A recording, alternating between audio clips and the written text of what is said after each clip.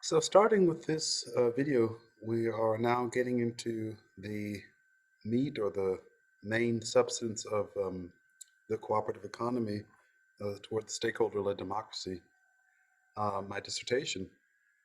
And in fact, this chapter here, Cooperative Microeconomics, is heavily influenced by, or inspired at least, by Herbert Simon's call for a empirically based microeconomics. In fact, much of classical or neoclassical rather microeconomics is, as we've discussed in prior videos, very much based in a particular mindset that leaves most events and influences as exogenous variables that are somehow included as an afterthought. And this is something that I and others, including Simon, had and have and are trying to overcome. Now, again, my particular agenda is to introduce or inject some of the aspects of cooperation explicitly and more explicitly into microeconomics.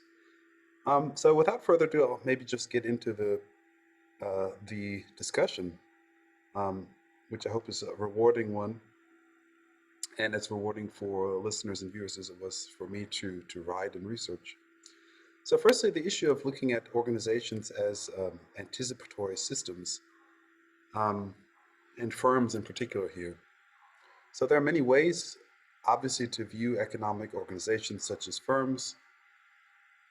As I said, generally standard neoclassical economics of the Walrasian type that we've been discussing, particularly in Module 1, view firms as price-taking profit maximizers.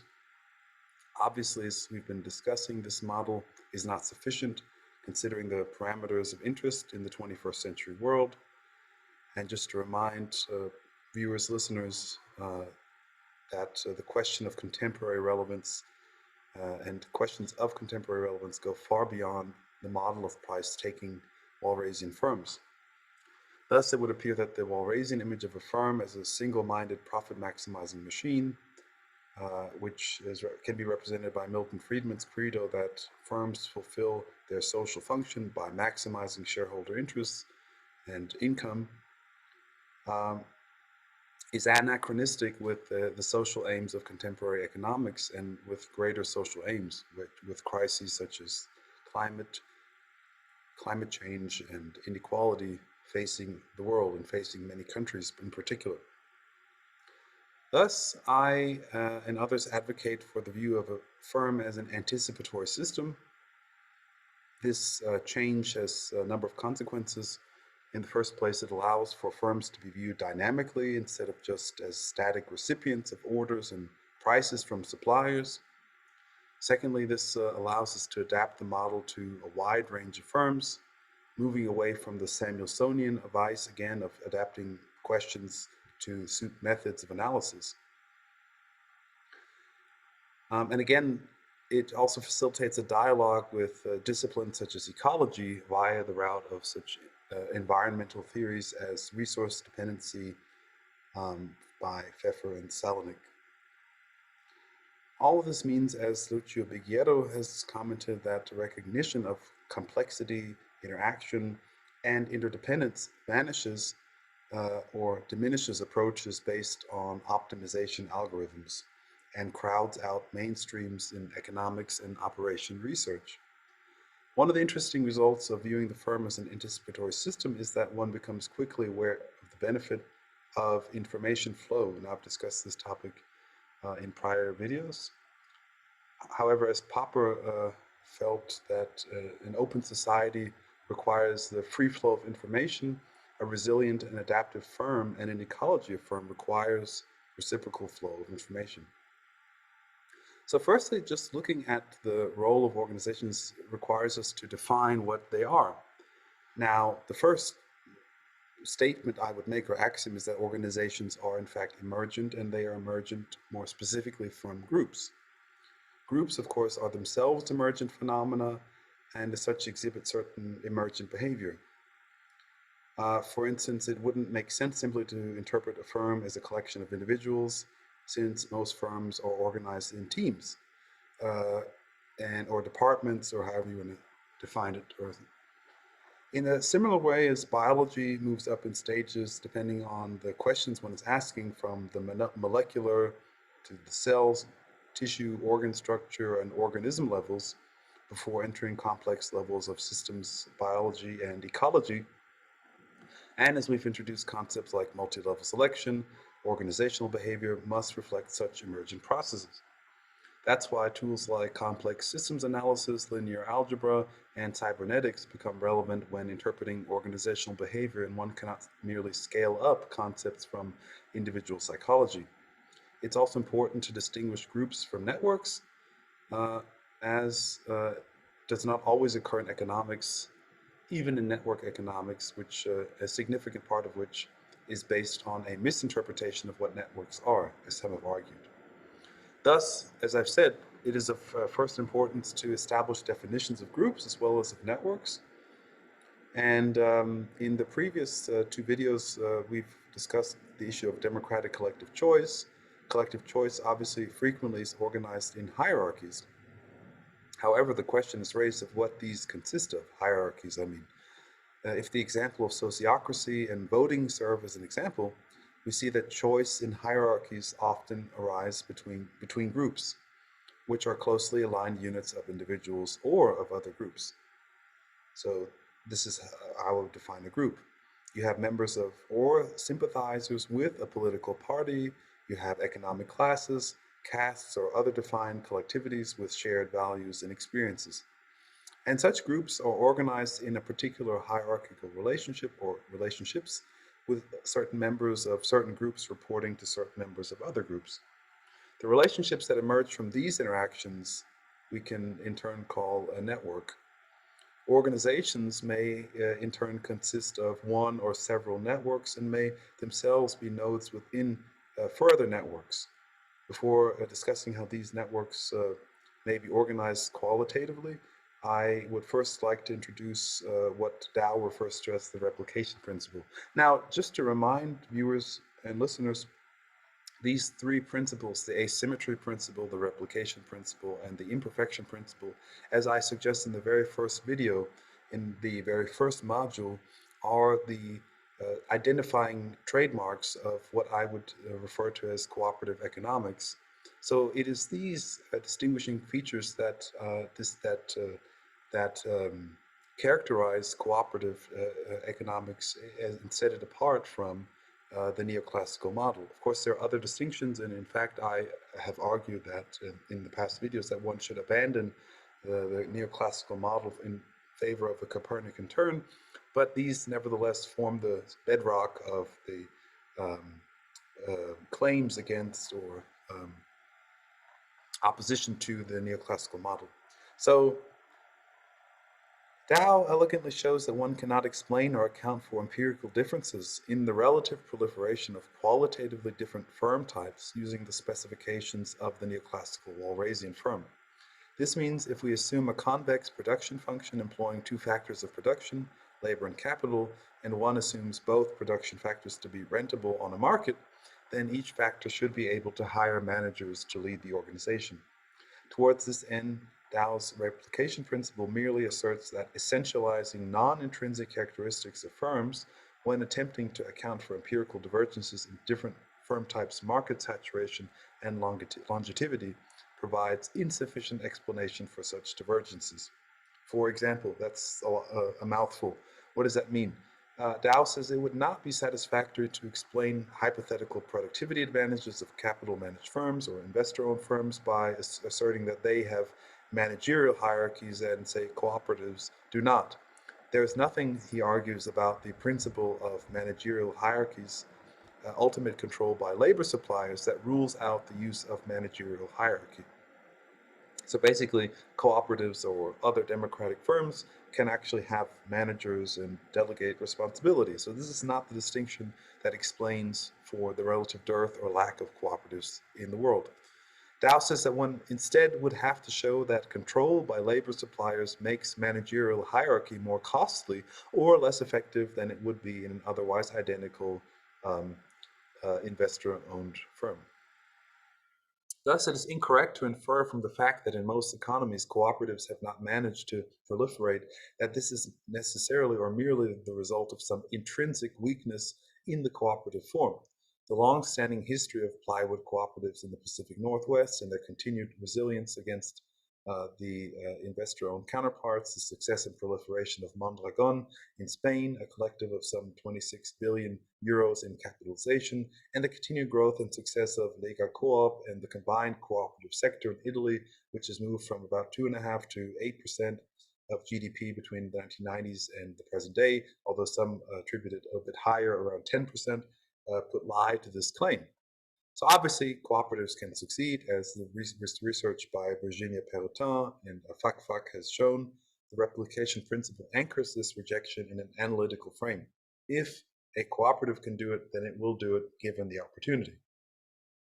Concepts like the replication principle are useful analytical tools to gauge the efficacy of the type of eclecticism that would attempt to apply the lens of the neoclassical firm, perhaps in modified form, to an enterprise founded on entirely different epistemological basis and requiring a different set of tools, or tools calibrated to qualitative differences.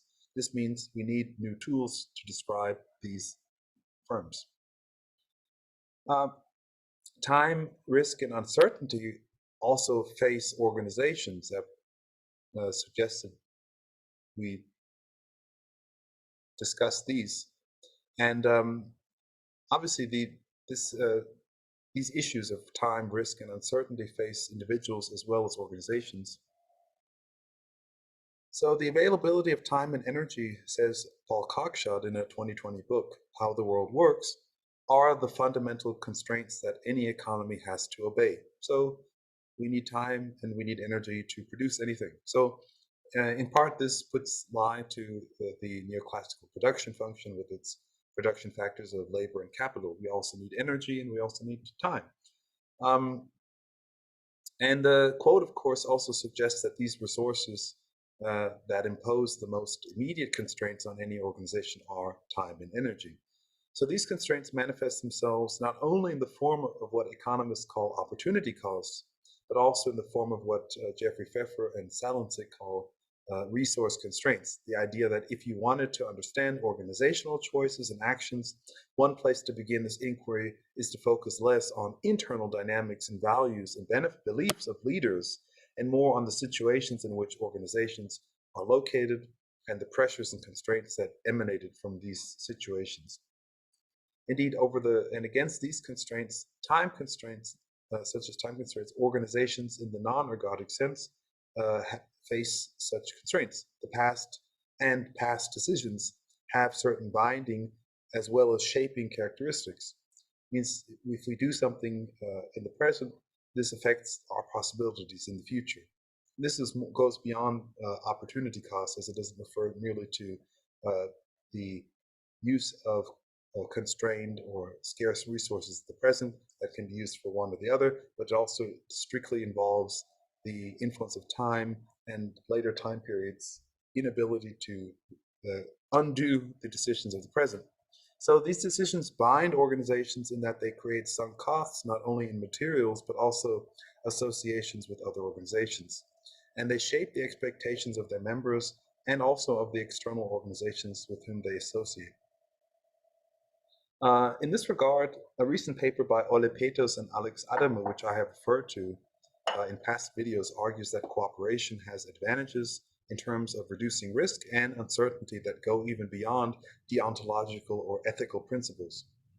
In this sense, the authors return to the question raised by Axelrod and that I had mentioned on the evolution of cooperation, asking what is the nature of the mechanism by which net fitness gain accrues to individuals cooperating towards some end.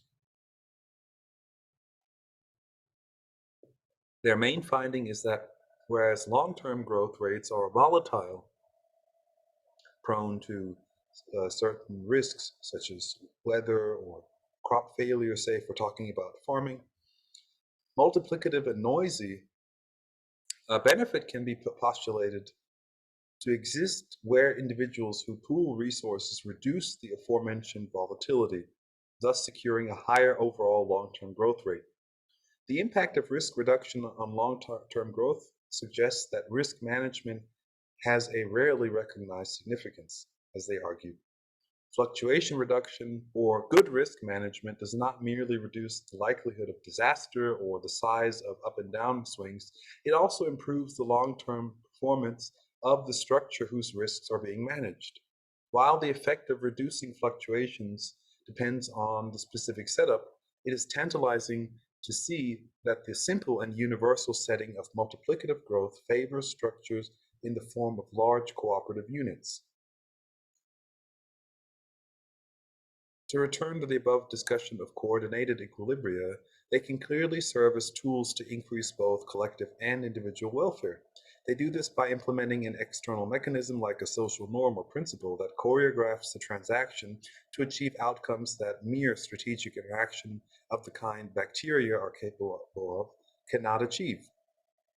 They sustain themselves via a mix of symbolic and vicarious learning and communication. Such mechanisms could be a product of repeated interaction. Social norms are an example of such mechanisms. Gene cultural coevolution that we as human beings have experienced has equipped us at some point with the emotional intelligence to read many emotions and sentiments from our neighbors and those we interact with. These faculties are the result of millions of years of evolution that greatly reduces the costs associated with communication and coordination. Thus, social norms like saving can be interpreted as risk-reducing mechanisms that increase total welfare by smoothing out long-term growth rates, for instance, in this case of income. We return to this issue, or I will again, with looking at a qualitative approach to money, looking at an ecological approach to cooperation. Nevertheless, getting back to the topic at hand, these concerns obviously carry over to the level of the firm. They don't just affect individuals. Therefore, utilitarian and methodological pressures, uh, that is, the need for one common denominator, and the disregard of the role of values evident in neoclassical economic theory concerning individual choices are also very much in evidence in the theory of the firm. Here, the concept of profit instead of pleasure is applied as a single overarching goal.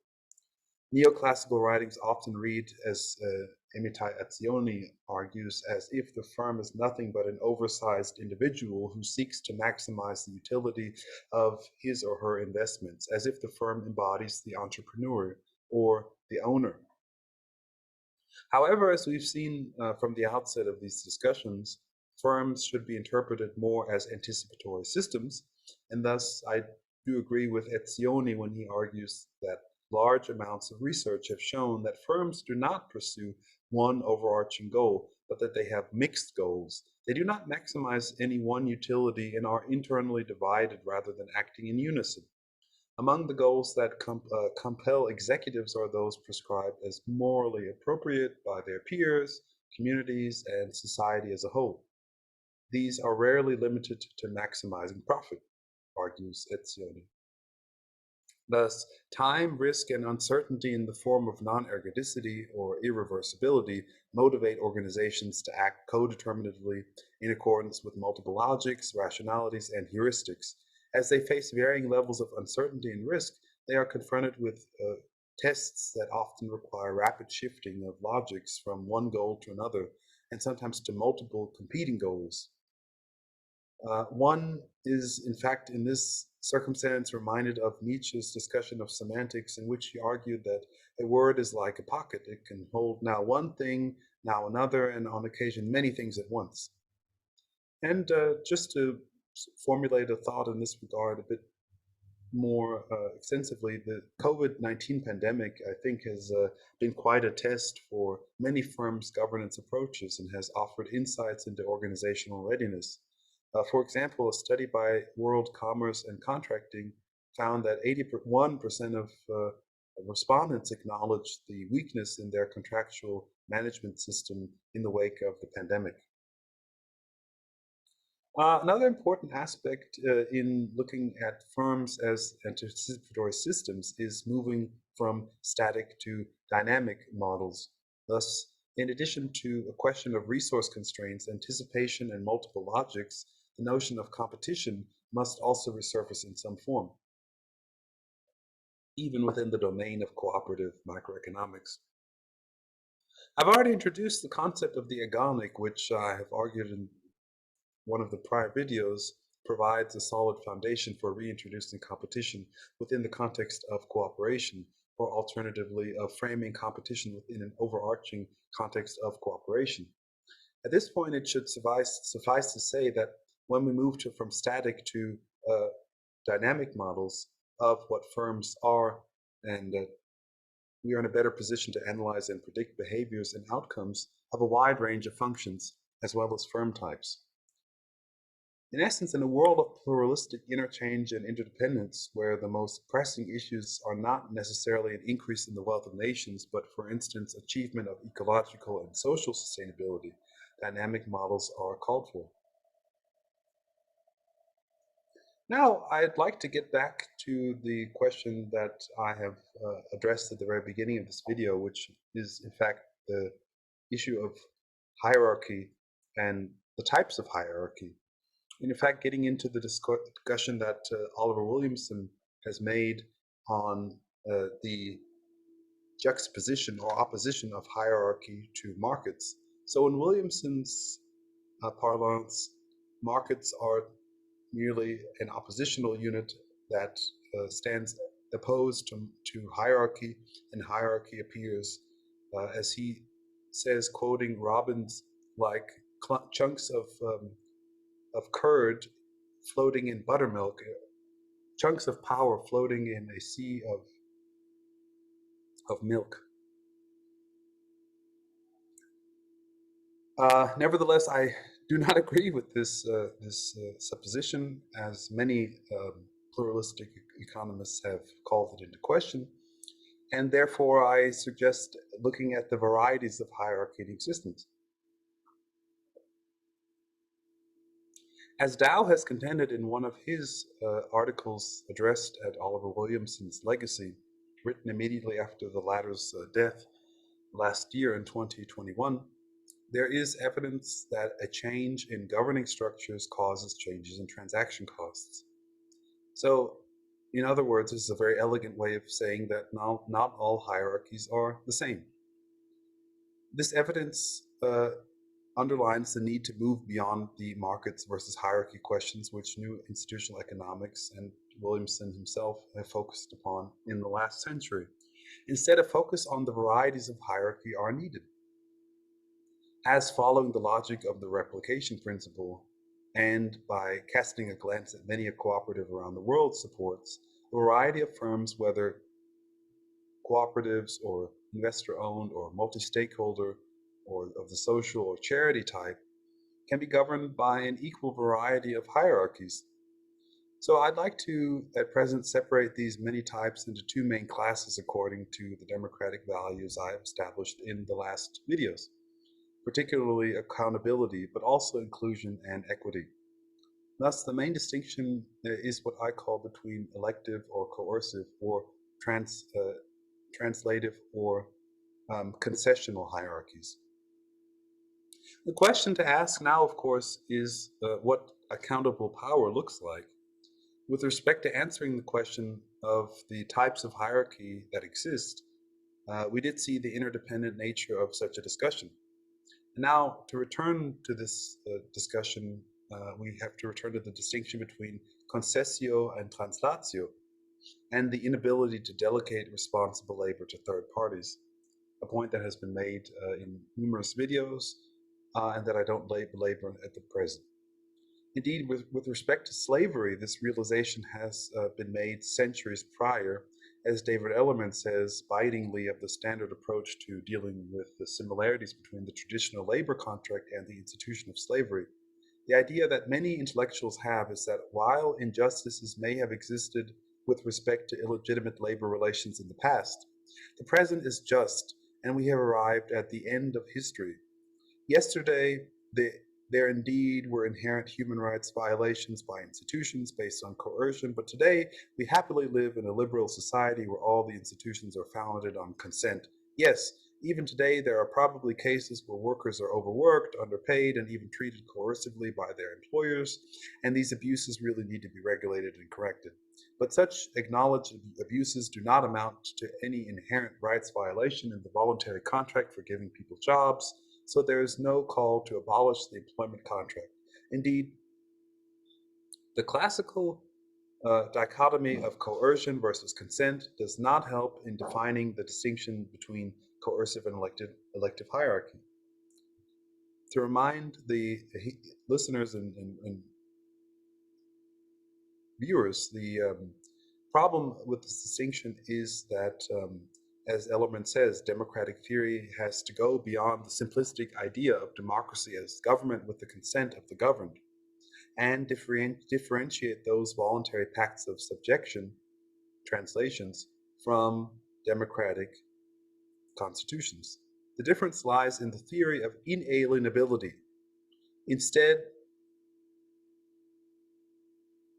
we have to employ network analysis to observe the dependency relations of the nodes in a network. Is the apex of the hierarchy accountable to the nodes of the network below it and the networks below it, or is there a disconnect? In order to answer this question, there are some categories that I'd like to introduce.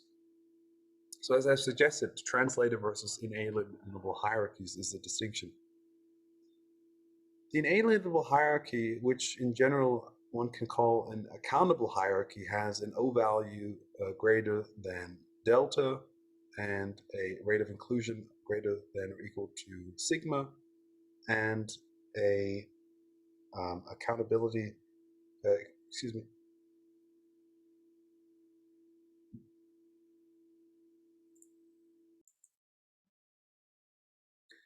and an equity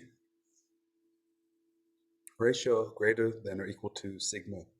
These discrete values of the three parameters stand for the maximum level of constrained flow of information a democracy can withstand. It is likely a sliding scale and has no discrete breaking point. Nevertheless, we can fashion a spectrum for democratic, oligarchic, and monarchic hierarchies by setting up this type of a spectrum. It would describe a company like Sakmi, a industrial cooperative producing tile machinery with an O value of 10, as there are 5,000 employees, 500 of which are members. So 5,000 divided by 500 gives us an O value of 10, as featuring an inalienable hierarchy. A company like Axel Springer, with an O value between 143 and 6,652, again taken by the division of the employees in the firm divided by the owners or effective those to whom the firm is effectively accountable to, which is one family, would be described as having an oligarchic hierarchy. Although the less conservative estimate of 6,652 would actually place it in the camp of monarchical hierarchies. Meanwhile, a company like Walmart, which features 93.56% of shareholder ownership by the Walton family and an O value of 32,900, can easily be described as monarchical. Thus, delta appears to lie between 10 and 20. Organizations whose O value lies below this threshold are clearly inalienable, while as they rise beyond it are turning more into translative hierarchies. As the number rises to 100, we clearly enter into oligarchical territory, and around 1,000 again enter monarchical territory. The O value is thus a logarithmic value which changes qualitatively according to power laws. It can devise similar scales both for sigma and gamma, where the targets for inalienable hierarchies appear to be sigma greater or equal to 1 and gamma greater than or equal to 0.1. In the former case, this means that the relational rent is equal to or greater than the additional cost of membership, and in the latter case, it means that at least 10% of the stakeholder group, for instance workers, are included in the membership. Again, these are rough estimates, and as dynamic indicators, organizations can use them to assess to what extent they are succeeding in democratization efforts. On the right, there is a three-dimensional graph, or cube rather, along the axes of accountability, inclusion, and equity. It is along these three parameters that I do wish to place organizations with respect to their being either inalienable or translative hierarchies. The values on these axes are given respectively by the O value, which is the y-axis, the ratio of inclusion, the x-axis, uh, and the indicator of equity, the z-axis. The graph contains two smaller cubes, T and C, each representing respectively the domain of translative and inalienable hierarchies. We can see that in general, translative or coercive hierarchies have lower values of accountability, equity, and inclusion, whereas inalienable, i.e. elective hierarchies, have higher values of each of these. There's a point in the middle of the graph where both cubes meet. It is this area which I will refer to as the tipping point, where organizations in the neighborhood of this point are at risk of degenerating into the other respective organizational type. The tipping point should remind the reader of, or viewer rather, a listener of Machiavelli's notion of vera republica and vero principato. Thus, returning to categories of inalienable versus translative hierarchies, can say that the elective ideal is an O value equal to 1, with that meaning that the hierarchy is truly accountable to and inclusive of all the organizational members. An inalienable hierarchy can potentially exist at higher O values, which we assume to be in the domain approaching the tipping point, to translative hierarchies around O equals 20. Just to represent this value, O equals 20 means that power carriers are only directly accountable to 5% of organizational stakeholders. While this is a far cry from governing by the majority, there is some evidence that the actual practices in organizations with middling O values work much better in practice than the theorists would expect, as a study by Birchall has suggested, with respect to being representative to a wider group of shareholders. One last problem or issue that we could look at with respect to this issue of varieties of hierarchy is the problem of succession. That is the intergenerational problem. So firms operating with coercive choice mechanisms may actually have an incentive to switch to democratic choice mechanisms.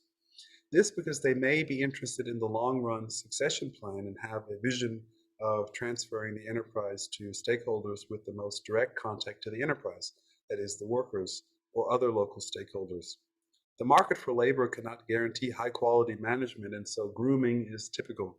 However, it would appear that preparing a wider pool of candidates for management, or in general delegating authority more broadly within the firm, would be strategies that would lower the cost of a high quality succession. If we represent the market succession option, that is hiring a professional manager at the going rate, uh, as SM, and grooming option by SI, where I represents the candidates who are groomed, then we can define SM as a combination of the probability of finding an appropriate candidate by the going wage. Meanwhile, SI depends both on the number of individuals groomed, which of course is increasing in I, and yet also a function of the longevity of I. Clearly, some of those groomed will not remain with the company until the founder retires. Therefore, depending on the market price and the availability of good candidates, it might actually be cheaper to groom candidates internally.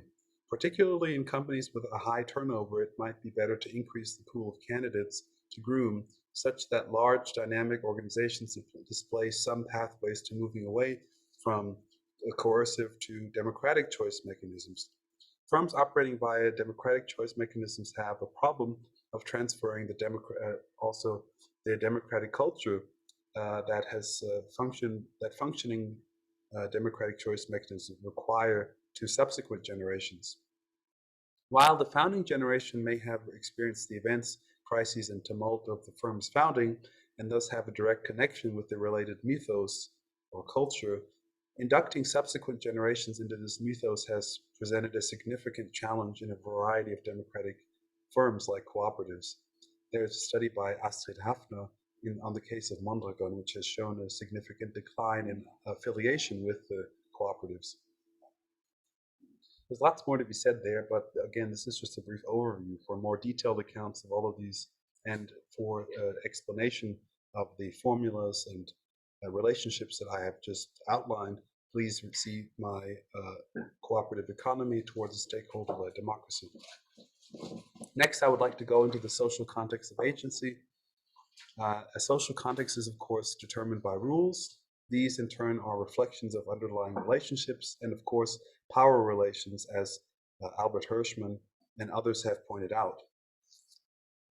As these are polyvalent, there will always be multiple logics, rationalities, and imaginaries in organizations, which cannot be captured by utilitarian focus on interest. As Emile Durkheim remarked, while interest brings people closer together, this is a matter of a few moments only. It can only create an external tie amongst them. The consciences are only in superficial contact. They do not penetrate one another. Every harmony of interest contains a latent or delayed conflict, for interest is what is least constant in the world. Thus, we're concerned here with the greater social context in organizations, what Jeffrey Pfeffer referred to as the external context, inasmuch as this has an impact on the logics of the various stakeholders and their ability to realize their interests within an organization. I do join Pfeffer in his call for moving away from merely using efficiency as a measure and adopt the dynamic qualities of effectiveness. This means an effective organization exhibits a certain balance between innovation, environmental change, and adaptation on the one hand, and stability and consistent expectations on the other. Environmental change, of course, has multiple causes. Two major sources of change are firstly due to path-dependent processes of social and technological, including legal development, and also, on the other hand, due to conjunctural, that is, business cycle shifts. Organizational efficacy reflects the practical embeddedness of organizations in both deep and shallow networks, that is, associations, consortia, business groups, research projects, and so on, as Mark Granovetter has pointed out. The social context of agency is one that can have a dynamic aspect. As I've said, we should preference a dynamic notion of the firm, of the organization, and one of those aspects is a dynamic process of moving from non-cooperation to cooperation. Therefore, I do wish to connect the general discussion of the last number of videos with the specific environment of democratic organizational governance. I will get into some examples in the next video. However, before doing so, I would like to establish a firm theoretical basis for moving away from the incentives as the primary motivation within organizations.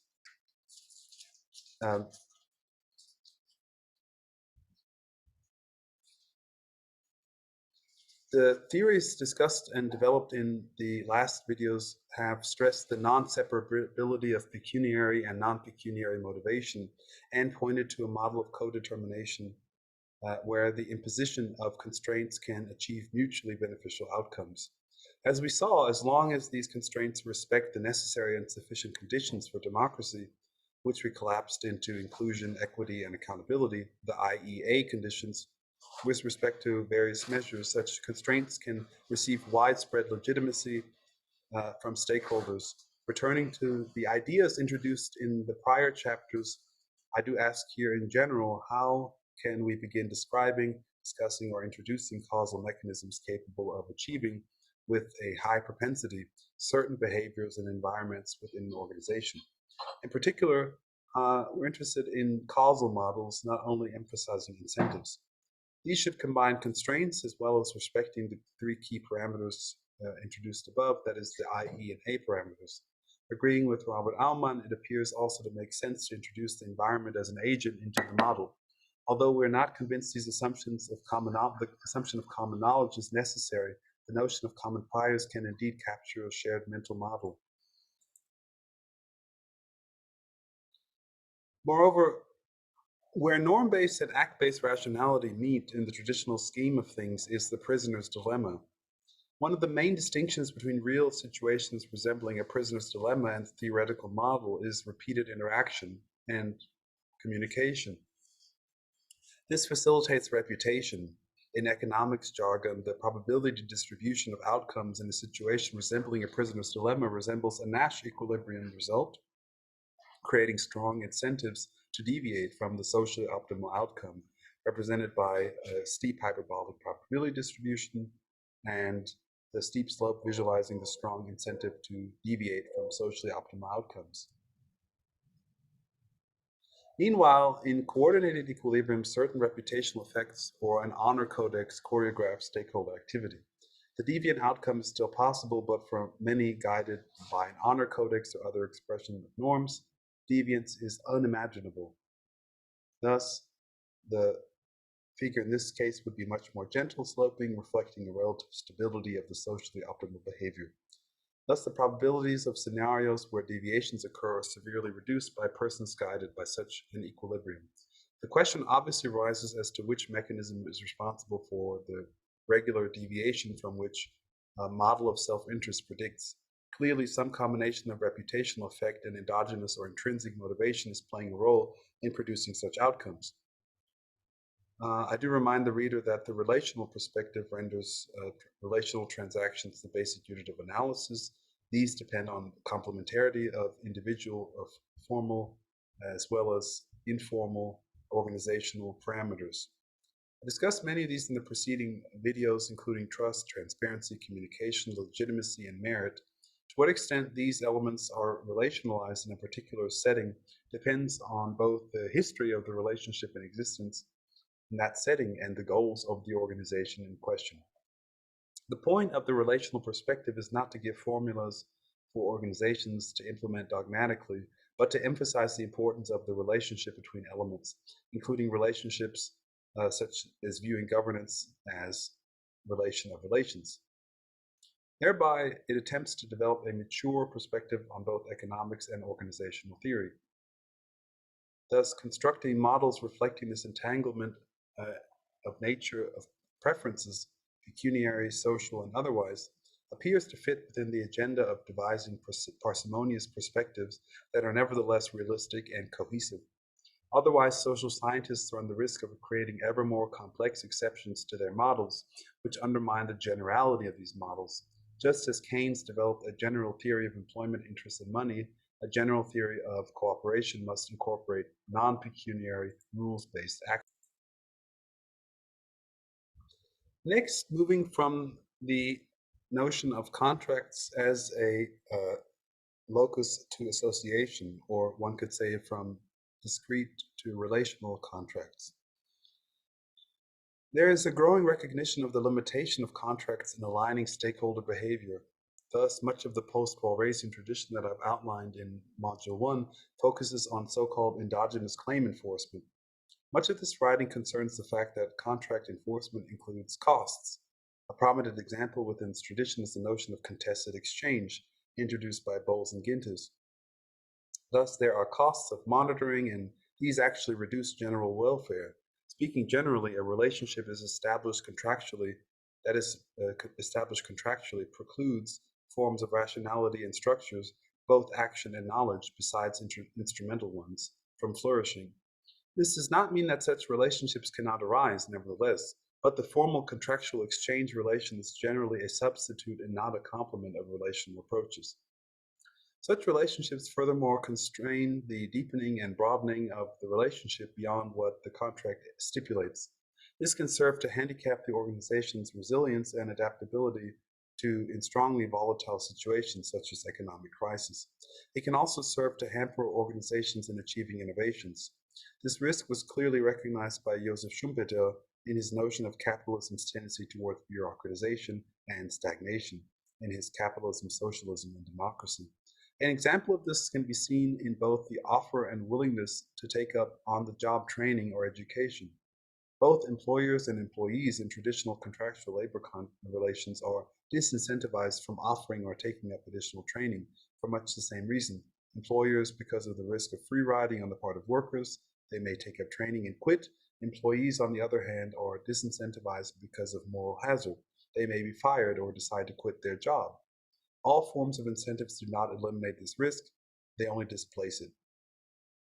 True partnership, what in Spanish law is referred to as associational work, and in the sense specified by the IEA conditions, offers a solution to the problem not by displacing it, but by directly impacting more fundamental psychic processes, those which Albert Bandura referred to as self-efficacy and which Abraham Maslow referred to as self-actualization. By sidestepping the terrain of external incentives, partnership or associational work operates in tandem with co-determination and effects crowding in, tending to align cost-benefit analysis with moral reasoning. We see examples of this in the fact that decisions reached broadly are generally perceived as legitimate, whereas those made by a small cadre often tend to polarize. Much of the formal discussion on these topics has been led in the prior two videos, and on the organizational level, benefits to the increased level of self-actualization on the part of workers can be seen in the likely increase in magnitude and deepening of the scope in organizational commitments.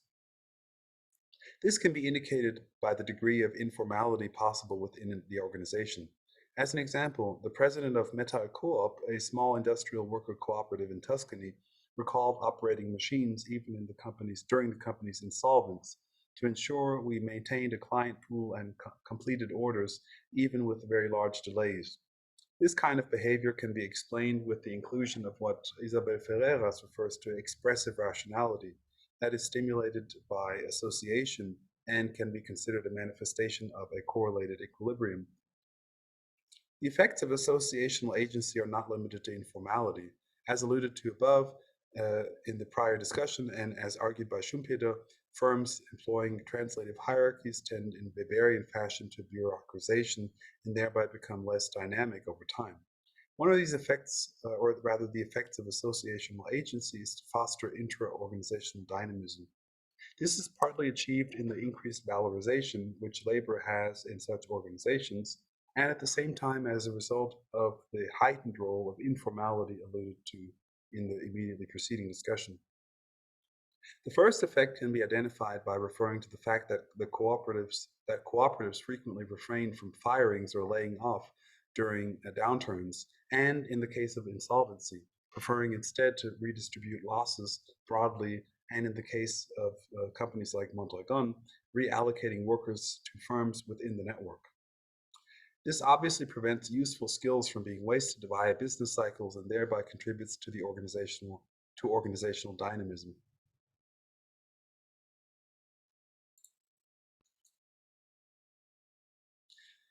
Next, there's a need to move beyond the principal agent model to one of associational agency. In particular, we see that many of the effects of shifting from contract to association can be summarized by a theoretical shift away from the principal agent model to a model of associational agency. I refer to these as PA for principal agent and AA as associational agency. And this amusing abbreviation can actually falls very well within the image that I'm about to make use of. And the shift actually can be described with reference to two metaphors. It's like comparing a front lawn in a rental property with an Alcoholics Anonymous meeting. So there you go with AA. In the first example, both the landlord and the renter have incentives to neglect the lawn. The landlord because she doesn't live on the rental property and doesn't see it. The renter because the state of the lawn doesn't necessarily reflect upon his character, it's not his lawn, and he may move next month. On the other hand, a member of Alcoholics Anonymous has a sponsor who is ideally inextricably intertwined in the member's actions if she feels pangs of relapse. Then she is to call or meet with her sponsor, ideally at any time of day or night, who is then supposed to provide an environment in which the troubled member can work through her crisis. The point in comparing the two metaphorical examples is to demonstrate that agency in the first case is independent of the other party, whereas in the second example it is interdependent and reciprocally determinate in the language of Bandura. There can be many reasons for preferring an AA arrangement over a PA arrangement, including efficiency, effectiveness, and legitimacy. Looking at the dynamic move from a PA to AA, there is a question as to how this occurs. Here I draw on lessons by Marcello Vieta, who describes two types of conversions from one to another type of agency, both negotiation versus struggle. And a negotiated transfer, of course, is one that both parties agree to, and that occurs in some cases, for instance, in Italy, which is a territory where negotiated conversions regularly occur. These appear to occur for the most part for two reasons: that the underlying firm is struggling financially, and that local municipalities intervene together with central associations like Lega Coop, and with loans from the Labor Ministry and an organization called CFI, a funding agency for conversions financed by the three large cooperative federations. CFI claims to carry out between 1 and 2 such conversions a year, and the average converted firm, rather a month, and the average converted firm, which in Italy are referred to as worker buyouts, continue to exist for circa 12 years. Whereas struggle conversions occur mainly in troubled states such as Argentina, where there is adverse relations between employee and employer. In many of these cases, the workers become the largest actual creditors of the employer. Lastly, there's an issue of path dependence, and of course Marcello Vieta's book on the self-management of workers in Argentina is a great source for some of this material, and I do recommend it to viewers and listeners. The issue of path dependence and hysteresis, as economists call it. Ultimately, the path of conversion matters, whether an enterprise is designed from the outset to employ democratic or coercive choice mechanisms in an informal manner matters. Perhaps, for instance, the entrepreneur has sympathies for her employees and other stakeholders.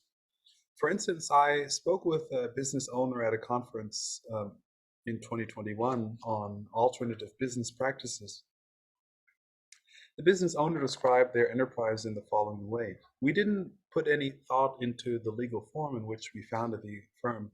A lawyer at the time, in the 1980s, told us that a limited liability company in Germany called a GmbH, would afford the least startup costs, and so we chose that form. In our company, we always try to maintain a round table where all stakeholders can express their opinions, even differences of opinion. But at the end of the day, a decision has to be made, and then the table turns back into a square table." You can see in this case that there is a coercive choice mechanism, but one that informally encourages discursive rationality. It can analytically be distinguished from a democratic choice mechanism, but ultimately the path of a conversion does matter, as I suggested. Whether an enterprise is designed from the outset to employ democratic choice mechanisms or employs coercive choice mechanisms in an informal manner makes a difference. In this case, the more democratic values in an organization displays sui generis, the easier a negotiated conversion will be, as the likelihood that the ratio of inclusion, the equity indicator, and the O value are sufficient is higher.